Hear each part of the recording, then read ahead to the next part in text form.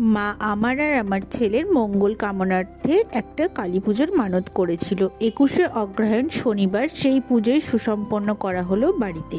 সকাল সকাল স্নান করে আমরা চলে গেছিলাম কুমোর বাড়িতে ঠাকুর আনতে।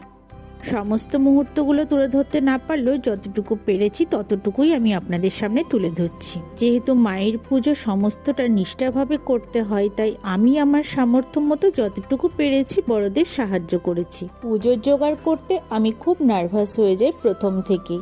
বোনও কিন্তু ছোট হলেও উপোস করেছিল আর আমার সাথে সাথেই ছিল। আজকে আমি এতটাই ব্যস্ত ছিলাম, আমার ভিডিওগুলো তুলে দেওয়ার জন্য কেউ ছিল না। এদিকে দেখুন ভোগ ভাজা হচ্ছে আর পুজো বসে গেছে। পুজোর মণ্ডপ থেকে শুরু করে মায়ের মূর্তি সবটা খুব সুন্দর করে সাজানো হয়েছিল। পাশে গোপাল ঠাকুরকেও বসানো হয়েছিল আর তার পাশে ছিল মা লক্ষ্মীর কাঠা। বাড়িতে যেহেতু অনেক ছোট ছোট বাচ্চারা এসেছিল, তার জন্য শ্রীহান বাবুর কোনো